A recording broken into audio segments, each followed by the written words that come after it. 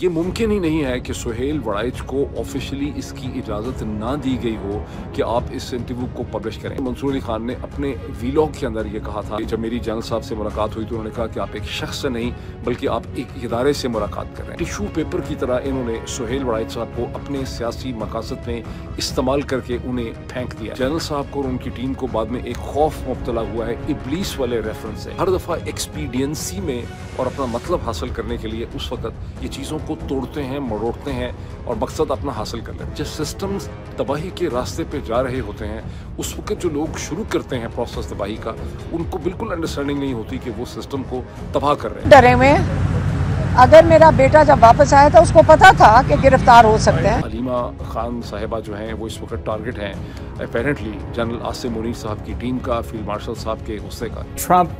did not lose, but Putin clearly won. John Bolton उनके घर में FBI की टीम घुस गई है ये कहने के लिए कि उनके पास एक कोर्ट की परमिशन है और क्लासिफाइड डॉक्यूमेंट्स को उन्होंने सर्च करना है। अस्सलाम वालेकुम, दिस इज़ मोईद पीरज़ादा। मैं ट्रैवल कर रहा हूँ गुज़िश्ता एक दिन से, इसी वजह से अपना रेगुलर वीलॉग भी नहीं कर पाया। अभी भी एक एयरपोर्ट पे हूँ, about to take a flight. Pakistan के हवाले से एक तो डेवलपमेंट्स ऐसी हैं कम से कम दो, जिनको देख के बहुत ही हैरानगी हो रही है। अलीमा खान के एक के बाद दूसरे साहिबजादे को उठा लिया जाना और सुहेल वड़ाइच के बारे में जिस तरह से DG ISPR ने तकरीबन उस इंटरव्यू को जो फील्ड मार्शल जनाब जनरल आसिम मुनीर साहब ने दिया था उसको टोटली उन्होंने डिनाई कर दिया है। दोनों ही डेवलपमेंट्स बड़ी अजीबोगरीब हैं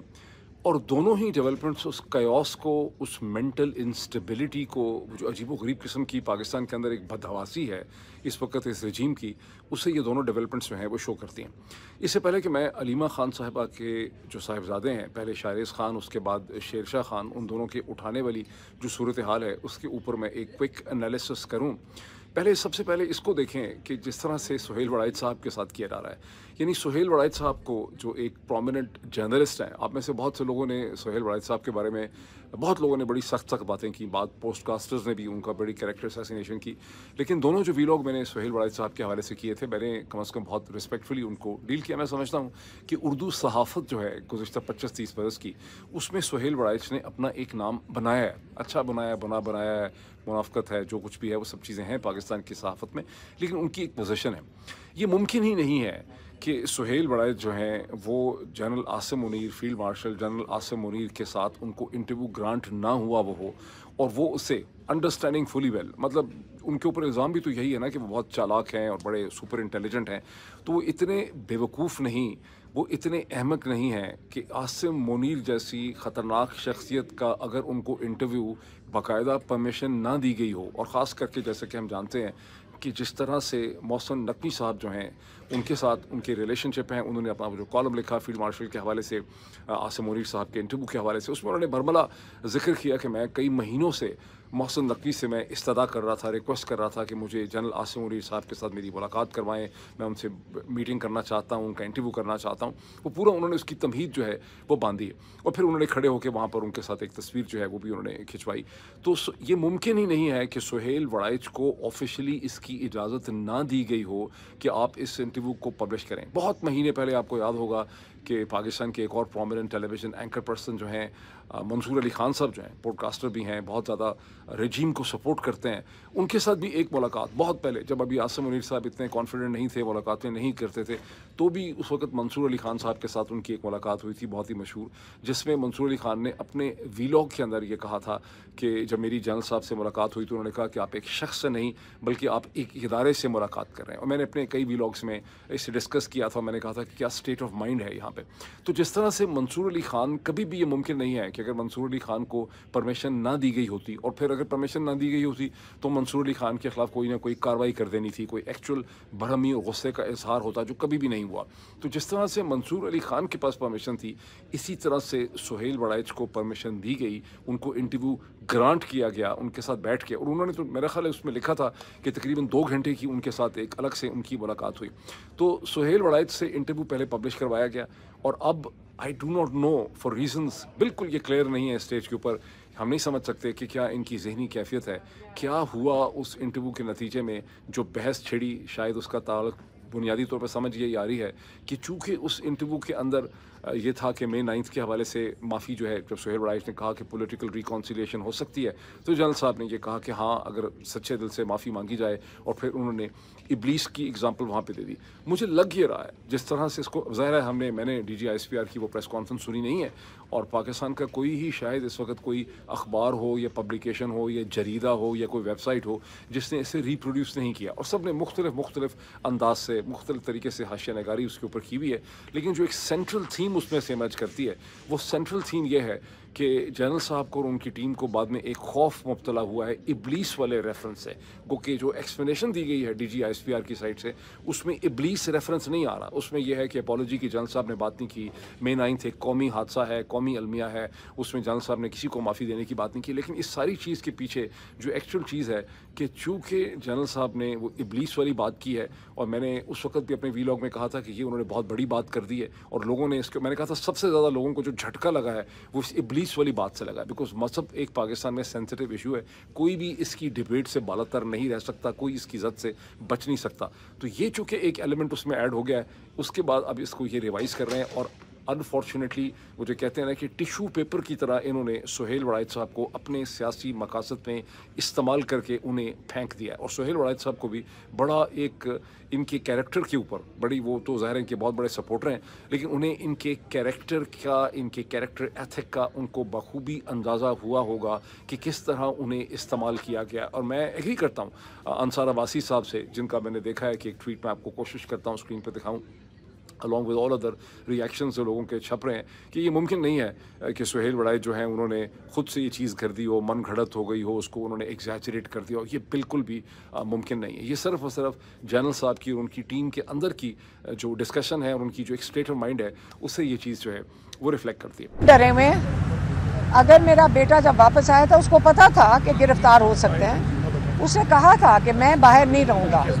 और वो वापस आ गया। अब आए इसकी तरफ कि इमरान खान की हमशीरा अलीमा खान साहिबा जो हैं वो इस वक्त टारगेट हैं अपेरेंटली जनरल आसिम मुनीर साहब की टीम का, फील्ड मार्शल साहब के गुस्से का। क्यों है वो टारगेट, बात समझ भी आती है कि अलीमा खान साहिबा बदसतूर जो हैं वो बहुत ही ओबीडियंस के साथ और बहुत ही रिस्पॉन्सिबिलिटी के साथ, अगर हालांकि उनकी मुलाकात मेरा ख्याल है कई हफ्ते गुजर चुके हैं कि अलीमा खान की ज़ाती मुलाकात इमरान खान के साथ नहीं होती, और नौरीन की होती है, उनकी सिस्टर जो है नौरीन खान साहिबा की हो जाती है, या डॉक्टर उज़मा खान की होती है। लेकिन उसके बाद अलीमा जो हैं उसे आर्टिकुलेट करती हैं, दुनिया तक पहुंचाती हैं, उसके ऊपर कमेंट करती हैं, और अलीमा के अंदर एक ख़ास किस्म की स्किल भी है कि वो जिस तरह से मीडिया को हैंडल करती हैं, हर एक के अंदर इतनी स्किल नहीं होती कि हंस के मीडिया ने जो फजूल बात पूछी है उसको हंसी में टाल दें, और जो बात करनी है वो लोगों तक पहुंचा दें। और मेरा ख्याल है कि 48 घंटे पहले उन्होंने ये भी कहा था कि हम तो चाहते हैं कि हमें गिरफ़्तार कर लें, हेडलाइंस बने, लेकिन हमें गिरफ़्तार नहीं करते। तो अब इन्होंने टारगेट ये जो किया है, सॉफ्ट टारगेट, कि अलीमा के वो बेटे, वो साहिबजादे जिनका अपेरेंटली प्राइमा फसाए सियासत से कोई ताल्लुक़ नहीं है, उनको इन्होंने उठा लिया है इमरान खान को भी टॉर्चर करने के लिए, और ज़ाहिर है कि माँ है अलीमा, अलीमा को इन्होंने एक खौफ व हरास की सूरत हाल में मुब्तला करने के लिए ये इन्होंने उठाया। जब पहले बेटे को उठाया शारेस खान को, तो पहले तो ज़ाहिर है कि उन्होंने कोई क्लेम ही नहीं किया, जैसे कि आपको अलीमा के ट्वीट से पता चलता है, पाकिस्तान तहरीक इंसाफ के लीडर्स के रिएक्शन से आपको पता चलता है कि सादा में कपड़ों जो हैं, कपड़ों में लोगों ने उनको उठा लिया, और कई घंटे तक लाहौर की पुलिस ये कहती रही कि आप रिपोर्ट दर्ज कराएं, हमें तो इसके बारे में कोई इन्फॉर्मेशन नहीं है, विच क्लियरली मीन्स कि पुलिस ने नहीं उठाया और पुलिस का केस नहीं था। और सादा में उठाने का मतलब यही है कि जिन्होंने उठाया आप समझ सकते हैं कि उन्होंने उठाया है। फिर उसके बाद इनकी एक सेकंड थिंकिंग आई है कि आप इसको क्लेम कर लेते हैं, और यानी इसमें एक आप देखिए मसलसल ये अपनी थिंकिंग को रिवाइज़ करते हैं। फिर एक प्लान बन गया कि जनाब अब इनके ऊपर मई 9 के केसेस डाल देते हैं। फिर एक दिन के बाद दूसरे साहिबजादे को उठा लिया, और दूसरे की भी मेरा ख्याल यही एक्सप्लेनेशन है कि मई 9 की किसी सप्लीमेंट्री में उनका नाम जो है वो लिखवा दिया। सलमान अकरम राजा जो हैं वो मेरा ख्याल है शारेस के केस में प्रेजेंट हुए, शारेस का एंटी टेरर कोर्ट ने 8 दिन का फिजिकल रिमांड जो है वो दे दिया है। और उसके बाद जो सलमान अकरम राजा की स्टेटमेंट है कि इस मुल्क में किसी भी किस्म का कोई कानून जो है वो एग्जिस्ट नहीं करता, हर किसी की चादर चारदीवारी महफूज नहीं है, यहाँ पर लाकानूनियत का राज है, शराफत की कोई चीज़ नहीं है। खान साहब को कानून के मुताबिक जो अगर सुप्रीम कोर्ट से एक रिलीफ मिली है, ये उसका हमें रद्द-ए-अमल नजर आता है। इस वक्त जो एलीट है, जो आसिम मुनीर साहब की टीम है, और जो जन और शरीफ जरदारी रजीम है, یہ بالکل بھی اس چیز کا ادراک نہیں کر پا رہے کہ جب آپ ایک سسٹم ہی کو توڑ دیتے ہیں، یہ ہر دفعہ ایکسپیڈینسی میں اور اپنا مطلب حاصل کرنے کے لیے اس وقت یہ چیزوں کو توڑتے ہیں، مروڑتے ہیں اور مقصد اپنا حاصل کر لیتے ہیں۔ یہ انہوں نے عدالتوں کے ساتھ کیا، سپریم کورٹ کے ساتھ کیا، میڈیا کے ساتھ کیا، پولیٹیکل پروسیس کے ساتھ کیا، پارلیمنٹ کے ساتھ کیا، پولیسنگ کے ساتھ کیا، سو مچ ہو کہ اس وقت جو ان کا ٹول آف ٹیرر ہے جیسے سب لوگ نفرت کرتے ہیں ISI، اس کے بھی اپنی کنونشنز تھے، پروٹوکالز تھے، ٹریڈیشنز تھے۔ After all ISI has been a responsible famous world known intelligence agency, تو اس کے اپنے پروٹوکالز تھے اور سب کچھ جو ISI سے کروایا گیا ہے شاید ماضی میں کبھی کم از کم پاکستان کے مین اسٹریم علاقوں میں انٹیلیجنس ایپریٹس کو اتنی بے دردی سے اور اتنی فریکوینسی کے ساتھ اس کو استعمال نہیں کیا گیا، یعنی اس کی بالکل انہوں نے مٹی جو ہے وہ پلید کر دی۔ اس کے جو کانسیکوینسز ہوں گے for the state of Pakistan وہ بڑے خوفناک ہوں گے، اور جب چیزیں بلڈ اپ ہوتی ہیں، میں بھی آپ کے سامنے ایک اور ایگزامپل رکھنے لگا ہوں، جب سسٹمز تباہی کے راستے پہ جا رہے ہوتے ہیں اس وقت جو لوگ شروع کرتے ہیں پروسیس تباہی کا، ان کو بالکل انڈرسٹینڈنگ نہیں ہوتی کہ وہ سسٹم کو تباہ کر رہے ہیں، وہ صرف اپنی چھوٹے چھوٹے مقاصد اس میں سے حاصل کرنا چاہتے ہیں، اور سسٹم پھر دھڑام سے بعد میں گرتا ہے، اس وقت تک بہت دیر ہو گئی ہوتی ہے۔ کئی دفعہ جو ایکچوئل پرپیٹریٹرز یا ایکچوئل کلپریٹس ہوتے ہیں وہ گم ہو گئے ہوتے ہیں، وہ مر کھپ گئے ہوتے ہیں، وہ چلے گئے ہوتے ہیں، وہ دھوڑ گئے ہوتے ہیں، اس کے بعد جو لوگ ہوتے ہیں ان کو آ کے قیمت جو ہے اس کی چکانی پڑتی ہے۔ اس کی بڑی اچھی اگزامپل اسٹوڈنٹس ہسٹری کی یہ ہے کہ انقلاب فرانس کی جو بعد میں ریسرچ ہوئی ہے 100 برس کے بعد، وہ کہتے ہیں کہ جس لوئی 14 میرا خیال ہے جس کے گلٹن سے گردن اڑا دی گئی تھی، جس کا سر مار دیا گیا تھا جس بادشاہ کا، وہ بیچارہ بالکل معصوم تھا، اس کا کوئی رول ہی نہیں تھا، وہ تو بیسکلی صورتحال کو بہتر کرنا چاہ رہا تھا، لیکن پچھلے 15-20 برس سے جو خزانہ خالی تھا اور جو اکنامک مس مینجمنٹ ہوئی تھی، جو پولیٹیکل مس مینجمنٹ اور ریپریشن تھی، اس کا جو لاوا جب پھٹا تو اس کی زد میں وہ والا رجیم آیا تھا اس وقت جو چیزوں کو بہتر کرنا چاہ رہا تھا۔ میں اس قسم کا ایک کامنٹ یحییٰ خان کے بارے میں بھی کر سکتا ہوں۔ یحییٰ خان آف کورس معصوم نہیں تھا 1971 کے حوالے سے، لیکن پرنسپل جو قصوروار تھا، جس نے گند مچایا تھا، وہ جنرل ایوب خان تھا، جس کی ذاتی لالچ، خود غرضی، جس کی جو انلیمیٹڈ ڈیزائر فار پاور تھی، جس کی جو ایگو تھی، اس کے نتیجے میں ایسٹ اور ویسٹ پاکستان کے درمیان 1953 کے بعد سے ہی خلیج جو ہے وہ بڑھنے لگ گئی تھی، اور نفرت کا ایک سفر تھا جو اگلے 15-20 برس میں پاکستان کے دونوں ونگز نے طے کیا تھا۔ اس طرح سے سسٹم جو ہے وہ ڈسٹرائے ہوتا ہے۔ اب میں آپ کے سامنے صبح یہاں امریکہ میں ایک ڈیولپمنٹ ہوئی، ابھی یہاں پر اس وقت تقریباً 10 امریکہ میں بجنے کے 10 کے آگے کا ٹائم ہے، 10 اور 10:30 کے درمیان کا ٹائم ہے۔ صبح 7 بجے میں سسٹمز کی ایگزامپل آپ کو دینے لگا ہوں۔ صبح 7 بجے FBI کے ڈائریکٹر کیش پٹیل کی انسٹرکشنز پہ FBI کی ایک ٹیم جو ہے وہ میری لینڈ میں بیتھسڈا میں، جو بڑا ہی ریسپیکٹڈ پریسٹیجس ایریا ہے میری لینڈ کا، اور واشنگٹن DC کی جتنی بھی ایلیٹ ہے، جس میں میڈیا کے لوگ ہیں، جس میں جوڈیشری کے لوگ ہیں، ڈپارٹمنٹ آف اسٹیٹ کے لوگ ہیں، لابسٹ ہیں، لائرز ہیں، لا فرمز ہیں، وہیں پہ اکثر انفلوئنشل لوگ رہتے ہیں۔ وہاں پر FBI کی ایک team former national security advisor اور ایمبیسڈر ٹو یونائٹڈ نیشن، جو ڈونلڈ ٹرمپ کے بہت بڑے کرٹک ہیں، جن سے آپ میں سے اکثر لوگ واقف ہیں، جن کا میں نے ایک انٹرویو بھی کیا تھا، جان بولٹن، ان کے گھر میں FBI کی ٹیم گھس گئی ہے یہ کہنے کے لیے کہ ان کے پاس ایک کورٹ کی پرمیشن ہے اور کلاسیفائڈ ڈاکومنٹس کو انہوں نے سرچ کرنا ہے۔ اب یہ ہونا نہیں چاہیے تھا۔ امریکہ جیسے سسٹم کے اندر اتنے پھسٹی فضول کاز کے اوپر ایک فارمر نیشنل سیکیورٹی ایڈوائزر، جس کے پاس سیکرٹ سروس پروٹیکشن بھی تھی، جسے کچھ عرصہ پہلے ڈونلڈ ٹرمپ نے غصے میں وڈرا بھی کر لیا تھا، اور جس کے بارے میں پورا امریکہ اور پوری کراس اٹلانٹک ورلڈ جانتی ہے کہ وہ اس وقت پریزیڈنٹ ڈونلڈ ٹرمپ کے بہت بڑے کرٹک ہیں، اور ہمیشہ سے ہیں، جب سے وہ ان کے نیشنل سیکیورٹی ایڈوائزر کی پوزیشن سے ان کو الگ کر دیا گیا تھا، اور وہ سمجھتے ہیں کہ ڈونلڈ ٹرمپ انیفیشینٹ ہیں، انکمپیٹنٹ ہیں۔ ابھی حال ہی میں جو امیڈیٹ اس کی انسٹیگیشن ہے وہ یہ ہے کہ ڈونلڈ ٹرمپ نے جب پوٹن سے ملاقات کی تو اس سے پہلے بھی جان بولٹن ٹیلی ویژن پہ یہ کہتے رہے دنیا بھر کے ٹیلی ویژن چینلز کو کہ پوٹن بہت اسمارٹ ہے، بہت انٹیلیجنٹ ہے، اور وہ ہی is going to have the better of